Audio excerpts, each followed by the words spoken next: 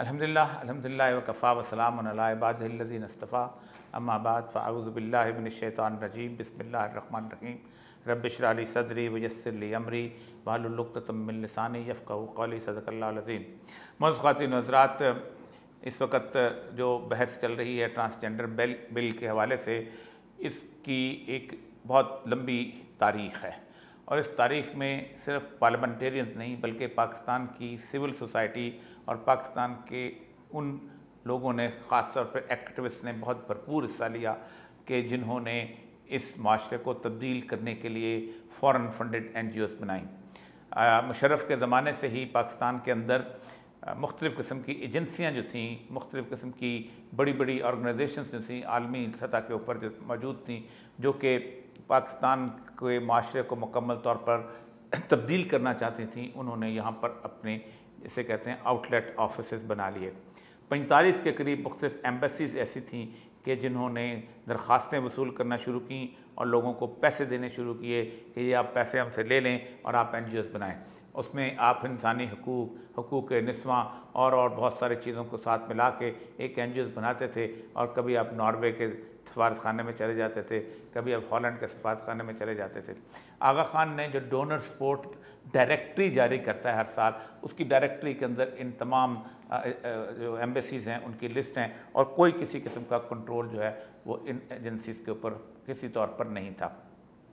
इसमें सबसे अहम तरीन किरदार जो है इस NGOs के अलावा पाकिस्तान के मीडिया ने जो है वो अदा किया। इस मीडिया ने पाकिस्तान के अंदर इंसान मुख्तलिफ़ किस्म की हालात ऐसे पैदा किए, इस तरह का ड्रामा लिखा जाना शुरू किया कि जिस तरह का ड्रामा हमारी माशरती अक़दार और अखलाक को तबाह व बर्बाद करता हो।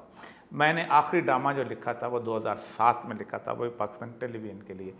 मैं किसी तौर पर भी प्राइवेट ड्रामा लिखने का कायल नहीं था कि उनकी मुख्तलिफ़ किस्म की जो डिमांड्स थीं वो बिल्कुल और तरह की थीं, वो किसी और तरह की कहानी चाहते थे। 2007 से पाकिस्तान के लैंडस्केप के ऊपर, जो जिसे कहते हैं मीडिया लैंडस्केप के ऊपर, ऐसे लोगों का कब्ज़ा हो गया कि जो हमारी ख़ानदानी ज़िंदगी को तबाह करना चाहते थे। इस ख़ानदानी ज़िंदगी में उन्होंने मुक़द्दस रिश्तों की परवाह नहीं की और कभी साली को बहनोई के साथ उलझाया और कभी चचा को भतीजी के साथ, और फिर उसके साथ जिस तरह के हालात पैदा हुए, आपको अंदाज़ा है कि पूरे का पूरा ड्रामा जो है वो तबाही की तरफ माइल हो गया। लेकिन ख़ास तौर पर हम जिन्स परस्ती और मर्द की आपस में मोहब्बत और औरत से आपस में मोहब्बत को बहुत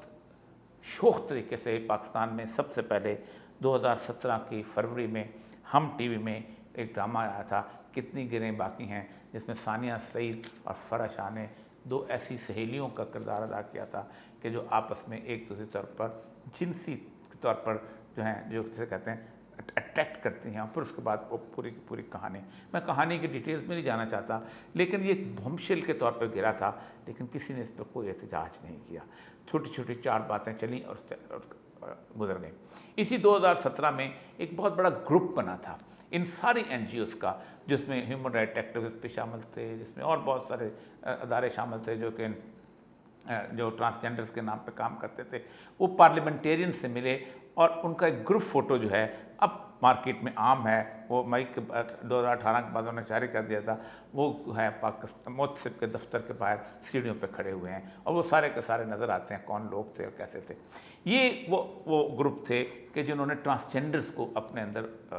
जैसे कहते हैं मुलाज़म करना शुरू किया। ये ट्रांसजेंडर बुनियादी तौर पर ख्वाजा साहब नहीं थे, ये वो मर्द थे कि जिन्होंने औरतों का रूप धारा हुआ था। इसमें कई लोग थे जो प्रोफेसर्स थे, जो डॉक्टर्स थे, कि जिनको अल्लाह ने पैदाइशी तौर पर मर्द पैदा किया था, लेकिन वो कहते थे कि नहीं, हमने औरतों वाली ज़िंदगी गुजारनी है और औरतों वाले कपड़े, लिबास, और बात तो ऐसे थे जिन्होंने हार्मोनल थेरेपी करा के उसके अंदर आगे, जिसे कहते हैं, अपनी ज़िंदगी गुजारी थी। तो ये पहला था। लेकिन अब मैं सिर्फ बताना चाहता हूँ कि अब इस चीज़ को और मज़ीद तक़वियत देने के लिए एक और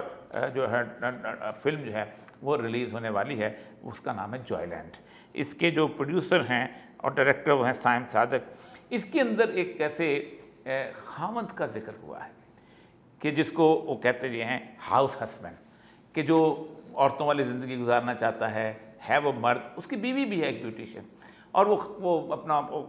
चीज़ें खाने पकाता रहता है और बाकी चीज़ें करता रहता है, औरतों वाली ज़िंदगी, औरतों वाले कामकाज करना चाहता है।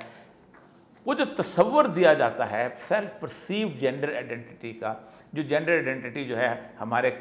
ट्रांसजेंडर बिल में भी दे दी गई है कि एक आदमी जो है वो अगर पैदा मर्द हुआ है लेकिन वो बड़े होकर हालात व वाक़यात के हिसाब से औरतों वाले ढंग इख्तियार कर लेता है तो उसको औरत ही डिक्लेयर किया जाए, उसे ट्रांसजेंडर वुमन कहा जाए। या अगर कोई औरत ऐसी है तो मर्दों वाले ज़िंदगी इख्तियार करते हैं तो उसे ट्रांसजेंडर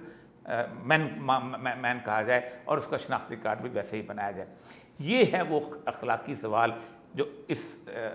फिल्म के अंदर भी उसको एक ख़ास सटल तरीके के साथ ऐसे मनरंजन तरीके के साथ छुपा के और ख़ास तौर पे उसके लिए एक शानदार किस्म का माहौल बना के पेश किया गया है। यही वजह है कि आप देखें कि पाकिस्तान के मुख्तलिफ़ किस्म के एंकर्स ने भी इन लोगों को सक्सेस स्टोरी के तौर पे पेश किया है कि ये देखें ये डॉक्टर बन गया है, ये बन गया है, ये ख्वाजा, हालांकि वो ख्वाजा सरा नहीं है, वो पैदाशी तौर पर माजूर नहीं है। पाकिस्तान में वफाकी शरी अदालत के रूबरू अलमास बॉबी ने एक बहुत तल्ख किस्म की हकीकत हमारे सामने रखी। अलमास बॉबी उन अहम तरीन लोगों में से हैं जिसको सुप्रीम कोर्ट ने फोकल पर्सन मुकर्रर किया था इसी ख्वाजा सराओं वाले केस में। उसने कहा आज तक जितने भी लोग पूरी दुनिया के अंदर, पूरे पाकिस्तान के अंदर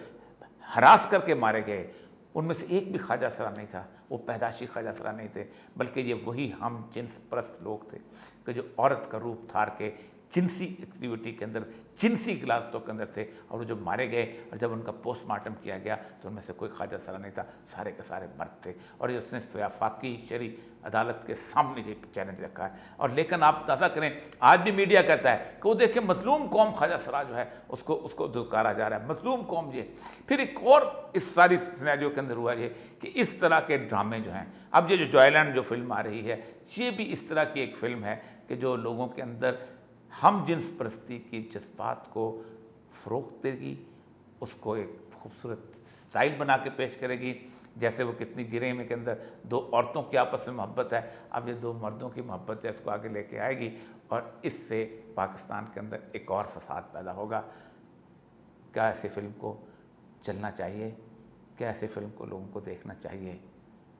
ये सवाल मैं आवाम पे छोड़ता हूँ। सियासी मफादात ना एस्टेब्लिशमेंट की धौंस,